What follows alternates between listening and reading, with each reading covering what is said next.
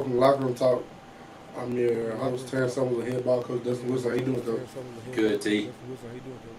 Good, T.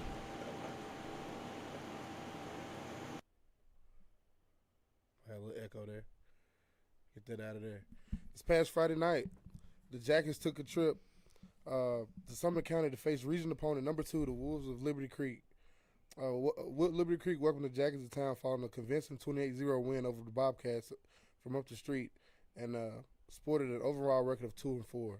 The Jackets got the evening festivities started as they drove down the field and Casey Wilson connected with Deion Payne to get the Jackets on the board.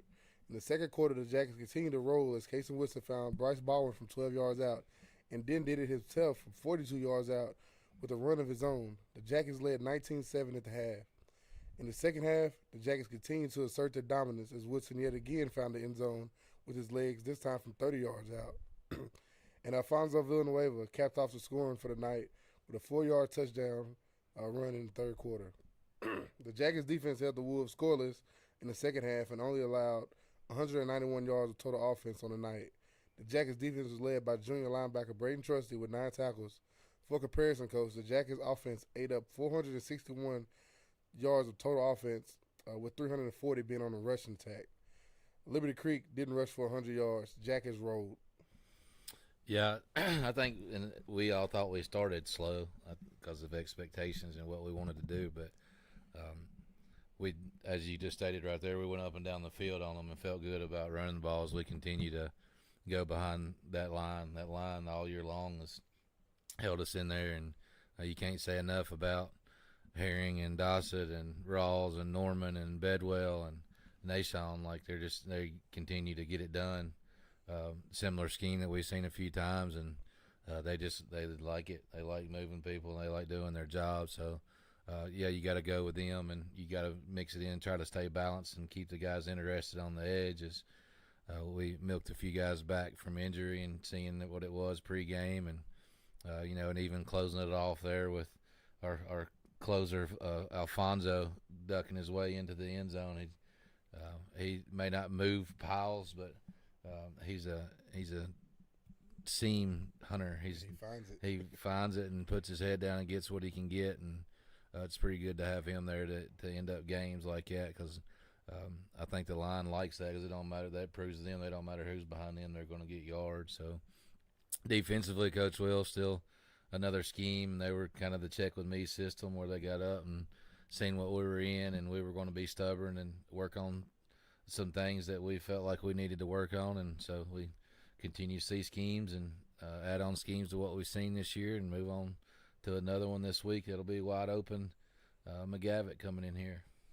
And the offensive line, coach, you hate it that you have so many seniors on it, but that's also a luxury to have so many guys that played so many downs of football, of real live action Friday night band playing lights on football. Mm-hmm. And they get out there and get it done every Friday night.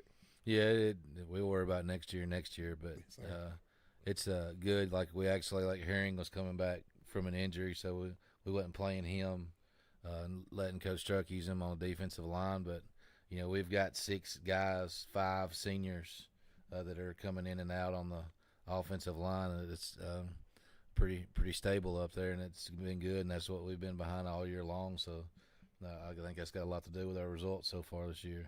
Yeah, and Liberty Creek was throwing me off too, Coach. I had the luxury of being down on the field, pulling guards and then throwing a slant behind it.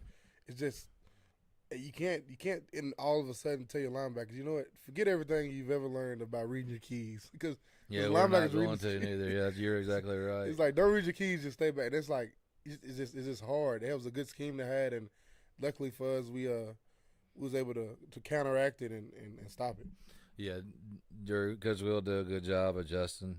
But, yeah, we are very, very stubborn on being simple and not doing something new or where we try not to. You're going to get in situations where you got to try new things. But, when you got keys that you read, you may change them, but you can't change a whole scheme. And we just had to make a few adjustments, and we got it figured out and stopped our screen game too.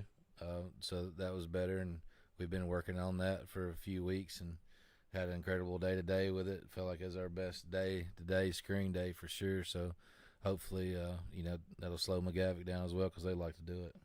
You spoke about guys, pregame, maybe playing injury. Receiving wise, Bryce Baldwin, Yep. 6 receptions, 103 yards, 1 touchdown. That wasn't on my big old car coming in Friday night. Jaden Hurst, 102 yards rushing. Casey Wilson, 221 total yards of offense, 4 touchdowns total. Yeah, he continues to mature, to do what's expected of him, to grow, as he's still a junior. It's not like he's done with football yet by any means, but he's still, his football IQ's got plenty of room to grow. But when you got the ball in your hands and you're competitive, you tend to go towards the end zone. He's still good at that, regardless on what we got to do to teach him. So, Baldwin, I think he's settling in quite fine, as you can see. Is if you were talking about a skill set, yes, he's played in all the games and he scored some touchdowns. They wasn't looking at him; they was looking at somebody else. Well, I think that Pearl Cone game, they was all looking at him and he outrun them. So confidence-wise, I think it helped him more than that anybody can understand. Another night, just finishing there on that little short touchdown that he got, caught and make a move and finish, and just continue to develop. That position is new for him, and just when we talked about it this spring, he just said yes sir, and then now here he goes. So he's still growing too as a receiver, but he likes to cross the goal line as well. So all these kids are competitive and continue to grow in their role. Talked about bouncing back, Coach. We talked about that at BS Brewworks last week during this locker room talk. And as I said, I would hate to be Liberty Creek. They were in the way. I hate to be anybody else to remain in this schedule. Pretty much, you're on the railroad tracks, and here come the mighty Springfield Yellow Jackets trying to right their wrongs and get back in the playoffs and hopefully see that team down the road again. But the way to bounce back there against a region opponent, like you said, they had already played a region game. They beat Greenbrier, so correct. They were up above us in the region. First in the region, tied for first in the region. So you come tied in for last. So you come in, in their place. They were hyped up, light shows, all that, all the good stuff you get in Sumner County. And the Jackets come in, hit them in the mouth. No better way to bounce back than that, Coach. Yeah, it's good to get in the region. Now we're 1-1. 2 of our last 3 games will be region as our reclassification put us in a smaller one, so it's 4 region games. And you've got 2 good rivalry games, if you will, one being old and one just because the county that we're in that presents itself with a rivalry. But the other night, the facilities, the chip on the shoulder, it was easy the other night to get the kids riled up with a bad taste in your mouth and going out there and just to chip on your shoulder, all those facilities and parking and getting in, and that's just my kind of stuff. That's easy. Just open the door for them. Let's rock. The Jackets go to Liberty Creek and get the big region win. We'll take a short break and talk about the Jackets heading back to the nest to welcome the Raiders of McGavock. You're watching Locker Room Talk. Beer is community. The brewing of it, to brew this liquid, we just fell in love with the craft. The unlimited numbers of flavors that can be coaxed out of these simple agricultural products is endless. We are a community gathering space. Our goal was really to bring a place to Springfield and Robertson County where residents can come together and in many cases sometimes meet their neighbors for the very first time. For those who think of us as just some other bar, now you got me tickled. Sip of water trick, is that what it's supposed to be? They couldn't be further from the truth, quite honestly. We are a family-friendly brew pub, as defined by the good old folks at the U.S. government, which means that we not only brew our own beer here, we also have a fantastic food lineup as well. We're just a short drive up from North Nashville. From Clarksville coming from the west, you can be here 20-25 minutes. You don't have to pay $50 to park anywhere, and you can visit some great vendors, not only us, but other fabulous places here in Springfield. So when you come to BS Brewworks, you're sitting in a building that was built in 1938, actually became the first home of the Farmers Co-op here in Robertson County. What better place to help highlight and showcase a product that is so agricultural at its base. Everyone is welcome here.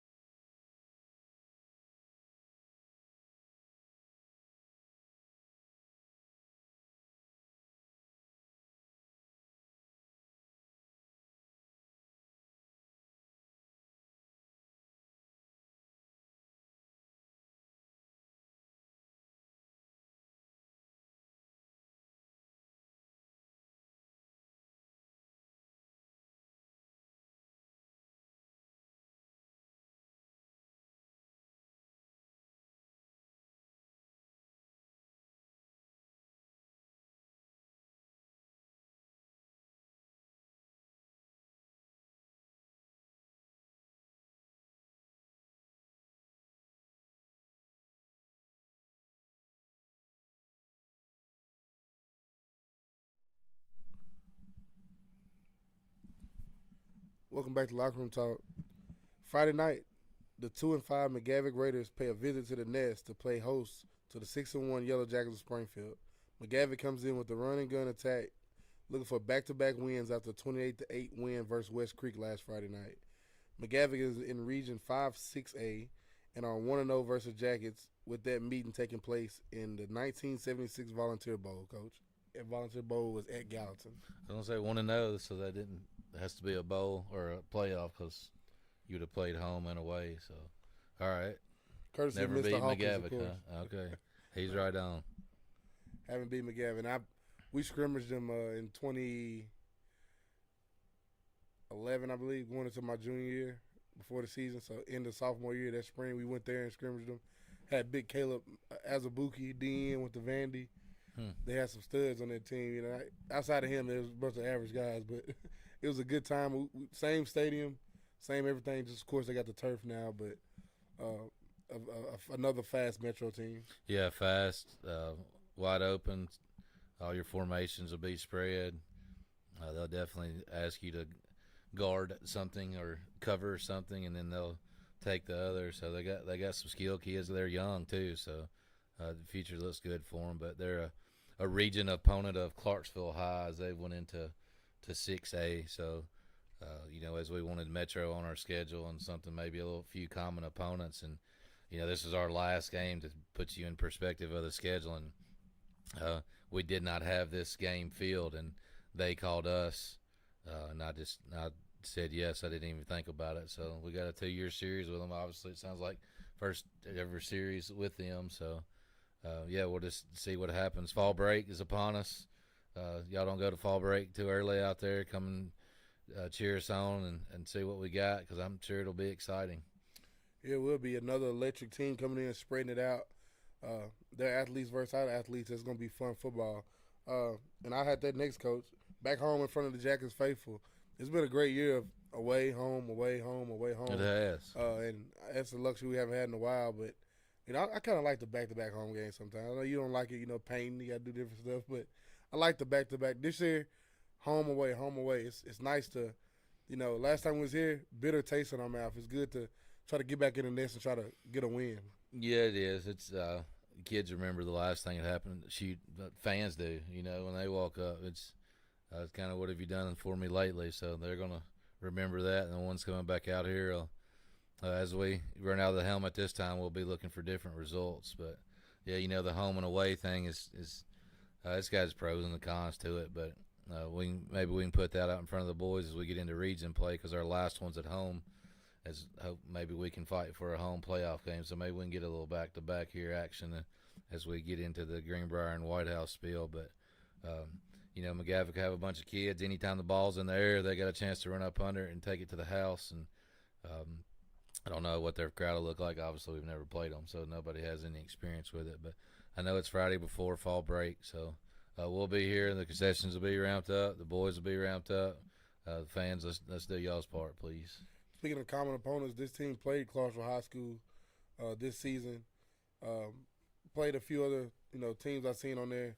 This is a game where you feel like the Jackets come out and do what they got to do, and maybe, hopefully, fingers crossed, we can see some young guys and see some guys get in there and get some time. Yeah, it's always good to see different kids. I know different Alfonso finishing the other night. Like, those opportunities for him to take some licks off the other ones, and just, nothing else to say appreciate you being here every day and going hard for us all the time. And those kids, and just to see what they can do out there with the I don't know, you said a statement earlier, just one of those football guys will make your hair stand up.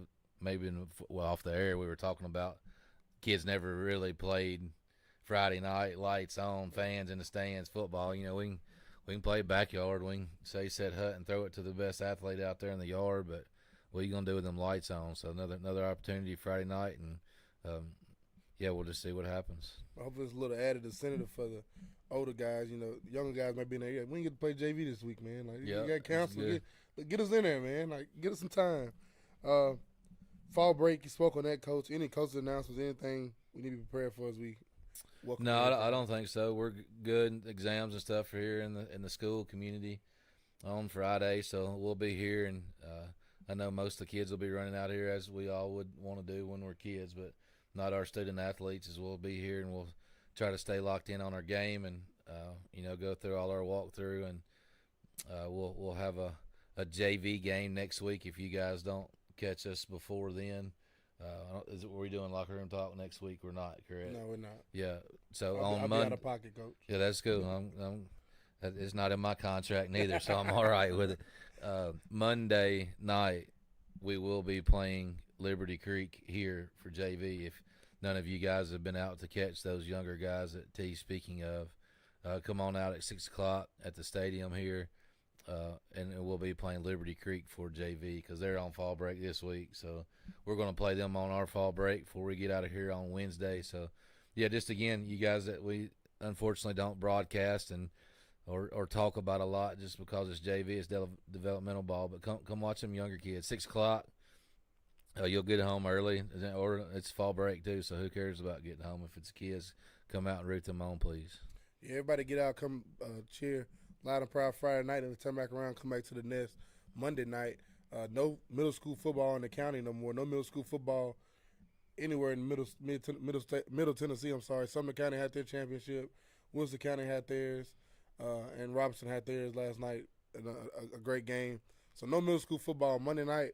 Come on here and see these Yellow Jackets JV as they face Liberty Creek. I think it'll be a good show for people. Because Liberty Creek's been pretty good at middle school, Coach, the last 2 to 3 Yeah, seasons. I mean, they're new, so that's what new is. You start from the ground up, and literally when you're looking at JV, pardon the pun, but that is the ground. That is the foundation. So they'll be here, and they'll be with their same coaches, and it'll be a good football game. This will be the second matchup for the Jackies and the Raiders as McGavick comes in for here Friday night. The Jackies looking to make it a 1-1, Coach.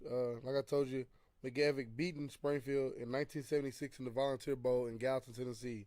For the Jackies, the Hayes in the barn. Only a walkthrough in this game time. Come on out to the nest. Be loud, be proud. Friday night lights in Springfield. We're back at the house. I know everybody's excited. People always talking about tailgating, getting here. Another Friday night in the city. Get here, be loud, be proud. From head ball coach Dustin Wilson, I'm Terrence Summers. Watch the Locker Room Talk. See you Friday. Go Jackets.